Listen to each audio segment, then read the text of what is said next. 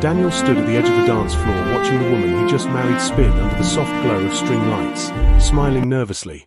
Emily looked stunning in her white gown with lace sleeves that caught the light every time she moved, and her laughter filled the reception hall like music, but it was not meant for him tonight. Jason, her best friend since college, held her hand and twirled her again for the third song in a row, laughing loudly. Their chemistry was undeniable, and Daniel had always known about their closeness, but tonight something felt different, heavier, like invisible walls were being built between him and his new wife. The DJ announced another upbeat track, and instead of walking toward Daniel, Emily grabbed Jason's hand again, giggling, pulling him back to the center of the floor, and Daniel felt his chest tighten as guests began whispering around him, pointing subtly at the bride who had not danced a single song with her groom. Daniel's cousin Maria leaned over and whispered, "Are you okay?" and Daniel nodded quickly, forcing a smile, though his hands trembled slightly as he gripped his champagne glass, watching Emily rest her head on Jason's shoulder during a slower song that was supposed to be theirs. He had planned this wedding for months, choosing every detail with care, from the flowers Emily loved to the song they were supposed to dance to as husband and wife, but now that song played while she swayed with someone else, breathing shakily, and Daniel wondered if anyone else could see his heart breaking in real time. Jason whispered something into Emily's ear and she threw her head back, laughing, cackling freely, touching his chest in a way that made Daniel's stomach twist with emotions he did not want to name: jealousy, hurt, confusion, and something close to rage but quieter. The guests had stopped dancing now, most of them standing along the edges watching the bride and her best friend move together as if they were the only two people in the room, murmuring uncomfortably. And Daniel knew this moment would define everything that came next. Daniel watched the clock above the bar as another song began, and Emily once again reached for Jason, laughing breathlessly, ignoring the empty seat beside Daniel where she should have been sitting, sharing cake and stealing kisses. Like newlyweds do. His mother approached him with concern written across her face, and she touched his shoulder gently, asking if he wanted her to say something to Emily, but Daniel shook his head, speaking quietly, telling her that Emily needed to make this choice herself without pressure or interference from family. The wedding planner had prepared a timeline with special dances, including the father-daughter dance and the first dance as husband and wife, but Emily seemed to have forgotten all of it, spinning carelessly, lost in her own world with Jason, who smiled at her like she was the only person who mattered. Daniel's best man Tyler came over holding 2 drinks and handed one to Daniel, saying, "This is messed up, man," and Daniel agreed, sighing deeply, but he did not know how to stop what was happening without causing a scene that would ruin the night completely. Guests began leaving early, making polite excuses about babysitters and early flights, but Daniel knew the truth. Watching them sadly, they were uncomfortable witnessing a bride who seemed more married to her best friend than to the man who stood at the altar with her just hours ago.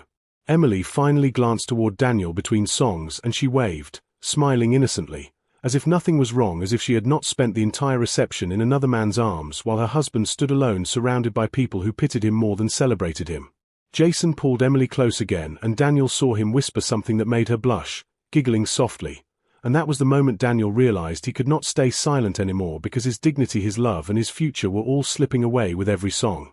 The DJ announced the cake cutting, and Emily finally walked toward Daniel, but Jason followed closely behind her, chatting animatedly. Like a shadow she refused to leave behind, and Daniel felt anger rising in his throat, hot and bitter. They stood together in front of the 3-tier cake decorated with fresh roses, and Emily picked up the knife, smiling for the photographer, posing happily. But when Daniel placed his hand over hers to cut together, she barely looked at him, her eyes drifting back to Jason, who stood just a few feet away. Guests clapped politely as they fed each other small bites of vanilla cake with raspberry filling, and Emily laughed when frosting dotted Daniel's nose, giggling playfully. But the moment felt hollow, rehearsed like actors performing a scene neither of them believed in anymore. Daniel tried to pull Emily aside after the cake, asking if they could talk privately for just a moment, but she waved him off, speaking dismissively, saying they had all night to talk and right now she just wanted to enjoy the party with everyone. But everyone meant Jason, and Daniel knew it, clenching his jaw, as he watched her rush back to the dance floor where Jason waited with his hand extended, and she took it without hesitation, without even glancing back at her husband, who stood alone holding 2 plates of unfinished cake. Daniel's father approached him looking stern and asked if he was going to let this continue, and Daniel felt shame wash over him, looking down, because he did not know how to fix something that felt already broken before it even began. The music slowed and Emily rested her head on Jason's shoulder again, this time for longer, swaying gently, and Daniel saw Jason close his eyes like he was savoring the moment, memorizing it, and Daniel realized that Jason might be in love with Emily too. He thought about all the times Emily had cancelled their dates because Jason needed her, or the nights she stayed up texting him instead of talking to Daniel, remembering painfully, and suddenly everything made sense in the worst possible way. Daniel walked slowly toward the DJ booth, his heart pounding so hard he could hear it over the music, breathing heavily, and he asked the DJ to hand him the microphone because he had something important to say to everyone.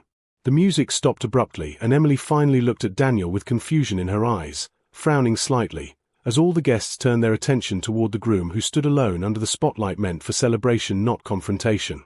Daniel cleared his throat and began speaking, his voice steady despite the trembling in his hands, speaking calmly, saying, "Thank you all for coming to celebrate what I thought would be the happiest day of my life with the woman I love more than anything."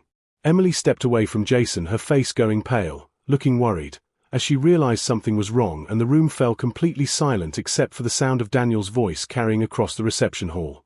He continued talking about how he had spent months planning this wedding, choosing Emily's favorite flowers, writing his vows over and over until they were perfect, voice cracking, and learning to dance so he would not embarrass her during their first dance as husband and wife.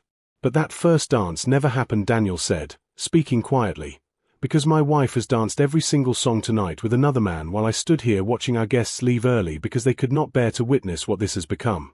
Emily tried to interrupt, saying, "Daniel, please," but he held up his hand, shaking his head, asking her to let him finish because he had stayed silent all night and now it was his turn to speak his truth.